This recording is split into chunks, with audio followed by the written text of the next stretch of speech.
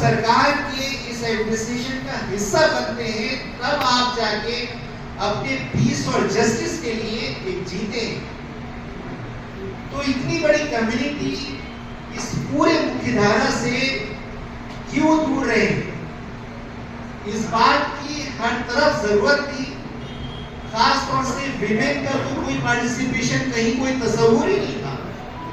Women को तो कोई कहीं पर, जबकि विमेन का एम्पावरमेंट, विमेन जितनी ज्यादा मजबूत रहेंगी, हमारी फैमिली उतनी ज्यादा मजबूत, हमारी सोसाइटी उतनी ज्यादा मजबूत। अगर हम स्कूल जाते हैं तो अब एक फर्दे वाहिद स्कूल जाता है, अगर एक बच्ची स्कूल जाती है तो एक खानदान स्कूल जाता है। तो ये सारी बातों को ध्यान में रखते हुए इसका एक ब्राउशर 34 पॉइंट्स का हमने बनाया, जो ऑनरेबल चीफ गेस्ट के पास की है, और इसके बाद हमने एक विजन डॉक्यूमेंट इसका बनाया और सारे काम को 16 डिपार्टमेंट के अंदर इसको बांटा। प्रेस कॉन्फ्रेंस के 2 अकाउंट्स खोले, एक जनरल अकाउंट खोला, एक ज़कात फंड का खोला, और एक अकाउंट इसका कुरैश भवन के नाम से दिल्ली के अंदर एक वो अकाउंट खोला, ताकि एक बड़ा कॉम्प्लेक्स जो है दिल्ली में हो, ताकि ये कम्युनिटी दिल्ली में हर एक का जो है आना जाना लगा रहता है। एक बड़ा यूथ के लिए लीडरशिप का एक बड़ा एक कॉम्प्लेक्स हो, जहाँ पे सिस्टम से सारी बातें, सब सारे डिस्कशन, सारे कॉन्फ्रेंसेस इस तरीके से हो। अल्हम्दुलिल्लाह पूरे देश से बहुत सारे हमारे उलमा हज़रात, हमारे scholar, religious scholar, doctors, lawyers, हमारे social worker, teachers, government teachers, बहुत बड़ी तादाद में। और इसको हमने दिसंबर में इसको रजिस्ट्रेशन दिल्ली में शुरू किया और 4 मार्च को 2023 को इसको रजिस्ट्रेशन कराया। इसकी पहली मीटिंग मैंने 14 अप्रैल को, जो बाबा साहब भीमराव अम्बेडकर है उनकी जो बर्थडे है, उस दिन मैंने इसकी पहली मीटिंग की, क्योंकि मैं समझता हूँ कि बाबा साहब का एक फेस इस देश में एक ऐसा फेस है जो सबसे ज्यादा इम्पोर्टेंट है। संविधान को किस तरीके से जिया जाता है, संविधान के लिए कैसे इंसान रहता है और किस तरीके से संविधान के अकॉर्डिंग जो है काम किया जाता है। तो हमने उनकी बर्थडे के दिन से इसको तंजीम को शुरू किया। इस वक्त ये 14 स्टेट में काम कर रही है। महाराष्ट्र में ऑलमोस्ट हमने 36 के 36 जिलों में, जो अभी मीट रेट को लेके स्ट्राइक चल रही थी पिछले 2 महीने से, हमारे इस कम्युनिटी के कुरैश समाज ने सारे एसएसपी और डीएम साहब से बहुत ही ह्यूमिलिटी के साथ एक अच्छा इफेक्टिव रिप्रेजेंटेशन किया। और इसी तरीके से दिल्ली में और मध्य प्रदेश में, यहाँ कर्नाटक में भी एक हमने 24 अप्रैल को लास्ट ईयर जो है नेशनल कॉन्फ्रेंस इधर में भी हमने की थी। तो इस तरीके से इसकी 3 नेशनल कॉन्फ्रेंस हो चुकी हैं, 2 दिल्ली में हुई है, ऐवान गालिब में, और एक इंडिया इस्लामिक कल्चर सेंटर में, एक इधर में हुई है। काफी स्टेट की मीटिंग्स हो रही हैं। कहीं एजुकेशन की जरूरत होती है, करियर काउंसलिंग का कुछ होता है, तो इसमें इस तरीके से भी है, बच्चों के एजुकेशन पे भी हम लोग पूरी तरीके से फोकस हो। एक हमारे मुंबई की डिस्ट्रिक्ट प्रेसिडेंट ने एक 4 से 52 फैमिलीज को, जो 10वीं कर चुके थे, जिन फैमिलीज के बच्चे, उनके पेरेंट्स को बुला के, वहाँ के टॉप काउंसलर को बुलाकर विनोद और गजाला आपा को उनकी काउंसलिंग कराई। तो ये सिस्टम है, ये सिर्फ एनजीओ ही इन चीजों को कर सकता है। आप संगठन से जुड़े, संगठन से जुड़ना जो है बेहद जरूरी है। इसमें जो भी मुझे यूथ की बेहद जरूरत है, विमेन की मुझे बेहद जरूरत है। आप जो भी इसमें हेल्प कर सकते हैं, अगर आप आसान लीगल पे आपकी एक्सपर्टाइज है, आप लीगल में काम करते हैं, आप लॉयर हैं, आप जो है एजुकेशन में काम करते हैं, आप इस्लाह माशरा में करते हैं, फाइनेंस में करते हैं, इंफॉर्मेशन टेक्नोलॉजी में करते हैं, जहाँ भी कम्युनिटी को, मगर कम्युनिटी का कोई डिवीजन नहीं है। अगर कुरैश कबीले की 3 जो खुसूसियात हैं कि आपका दस्तरखान बहुत वसी है, आप जोखिम लेते हैं और आपके अंदर रूलिंग इंस्टिंक्ट है, मगर जहालत की वजह से वो चीजें क्लियर नहीं हो पा रही हैं। दस्तरखान वसी होने का मतलब ये नहीं है कि सिर्फ आप अपने ही लोगों को दस्तरखान शेयर करें। हर कम्युनिटी जो है उस दस्तरखान पर आपके उस दस्तरखान पर नजर आनी चाहिए।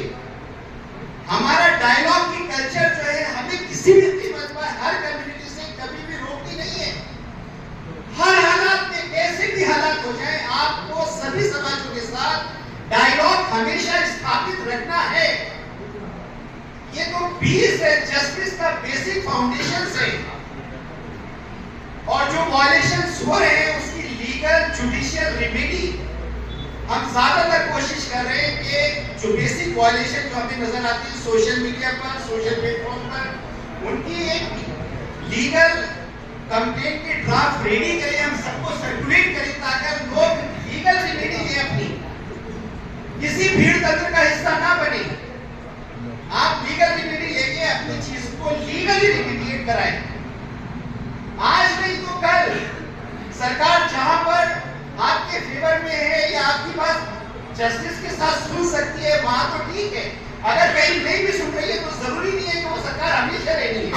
सरकारें आती रहेगी, जाती रहेगी, मगर आपका रिकॉर्ड जो आपने लड़ाई लड़ी होगी इंसाफ की, कभी ना कभी उसको जरूर जो है कामयाबी मिलेगी। तो ये एक मिशन के साथ एक अच्छे सब लोग एजुकेटेड सेक्शन इसके साथ जुड़ रहे हैं और विमेन जुड़ रही हैं, हमारे यूथ जुड़ रहे हैं। एक हमारा स्टेट ऑफ कर्नाटका से भी हमने एक रिप्रेजेंटेशन दिया था पहले भी, और चूंकि ऑनरेबल मिनिस्टर्स हमारे साथ हैं तो एक रिप्रेजेंटेशन में ऑनरेबल मिनिस्टर साहब को भी मैं देना चाहूँगा। प्रदेश में लगभग सभी जो गवर्नमेंट लैंड पर, जो म्यूनिसिपल लैंड पर स्लाउटर हाउस है वो क्लोज पड़े हैं, स्टेट ऑफ कर्नाटका में भी और अदर स्टेट में। MC Mehta versus union of India का एक ऑर्डर है ऑनरेबल सुप्रीम कोर्ट का, वो ये कहता है अगर म्यूनिसिपल लैंड पर कोई स्लाउटर हाउस जो सेंट्रल पॉल्यूशन कंट्रोल बोर्ड की गाइडलाइंस को फॉलो नहीं कर रहा है उसे बंद कर दिया जाए। मगर सेम जजमेंट का एक पार्ट ये कहता है कि स्टेट गवर्नमेंट जो उनके म्युनिसिपल लॉज है, स्लाउटर हाउस को एस्टेब्लिश करना, उनको रेगुलेट करना, उनको कंस्ट्रक्शन करना, ये म्युनिसिपल अथॉरिटीज का लीगल मैंडेट है। तो 50% जो है वो इंप्लीमेंट हो रहा है, वो जजमेंट का जो 50% पार्ट है वो इंप्लीमेंट नहीं हो पा रहा है। तो हम ऑनरेबल मिनिस्टर साहब के जरिए हम ये प्रयास करना चाहेंगे कि उसमें कोई पॉलिसी बनाई जाए ताकि जितने भी हैं, क्योंकि जिस तरह जैसे स्कूल जरूरी है, एक हॉस्पिटल जरूरी है, स्लाउटर हाउस भी हाइजीनिक एक सही तरीके से मीट नॉन वेजिटेरियन को होलसम मीट प्रोवाइड हो, उसकी भी जरूरत जैसे स्कूल और हॉस्पिटल की है उसकी ये जरूरत उसकी है। बेंगलोर जैसे, कर्नाटक जैसे जहां पर एजुकेशन का लेवल इतना हाई है, खास तौर से जो सिटीज है वहां पर तो प्रॉपर हाइजीनिक इंटीग्रेटेड प्लांट जो है जरूर डेवलप होने चाहिए। तो इसके लिए चाहे राज्य मीट बोर्ड, जो स्टेट मीट बोर्ड बनाकर एक सिंगल विंडो सिस्टम हो जाए, चाहे वो कैटल ट्रेडर की प्रॉब्लम हो, चाहे वो लाइसेंस की प्रॉब्लम हो, चाहे वो जो गौरक्षक जो है कैटल ट्रेडर को हैरास करते हैं, उनको टॉर्चर करते हैं, मॉब लिंचिंग करते हैं, उनके इश्यूज से निपटने के लिए हो, तो वो सबके लिए एक मीट बोर्ड अगर बन जाए तो वो एक सिंगल विंडो सिस्टम को। और कर्नाटक सरकार जो है चूंकि इतनी बड़ी कम्युनिटी है, जैसे मैंने शुरू में कहा था कि अगर आप रिप्रेजेंटेशन से दूर रहते हैं तो फिर आप गुलामी की तरफ जाते हैं, अपने कारोबार को तबाह करते हैं। तो इस कम्युनिटी को ओबीसी नीति आती है और कर्नाटक सरकार ने ओबीसी का सिविल कॉन्ट्रैक्ट में सेपरेट तरीके से ओबीसी मुस्लिम का एक आपने एयरमार्क उसका शेयर भी किया है। आप लोगों को बहुत ज्यादा कॉन्ग्रेचुलेशन कि ये आपने सशक्तिकरण का आर्थिक सोचा, तो इसके बारे में भी इसका एक प्रतिनिधित्व जो है रिप्रेजेंटेशन सुनिश्चित हो जाए। और ये हमारी कुछ डिमांड्स है। जो बीफ लॉस है, जो पहले का जो अभी 2021 में आया और जो पहले का 1964 का चल रहा था, तो बीफ लॉस के भी जो है जो प्रीवियस पोजीशन है उसको रेस्टोर किया जाए। और ऑनरेबल कर्नाटका हाई कोर्ट में डॉक्टर अब्दुल समद साहब के जरिए एक पिटीशन भी पेंडिंग है, तो उस पिटीशन को जो है किसी तरीके से एक्सपेडाइट हो। उसमें उन्होंने पूरा डेटा इस तरीके से बीफ लॉस में क्या है, एनिमल प्रिजर्वेशन लॉस क्या है, वो क्यों बने हैं, क्या वो कारगर हो रहे हैं, बनाने का कोई फायदा हो रहा है या नहीं हो रहा है, किसान कितने उससे मुतासिर है, कैडर ट्रेडर कितने मुतासिर है, वो सारा उस पिटीशंस में है, मगर वो पेंडिंग है। तो मैं ये ऑनरेबल शिवानंद पाटिल जी को, जो भी ऑनरेबल मिनिस्टर्स हैं agriculture and textile government of Karnataka, उनको मैं हैंड ओवर करना चाहूँगा। और सेम कॉपी जो है जो प्रधानमंत्री साहब है AICC के, उनको भी मैं करना चाहता हूँ। Thank you.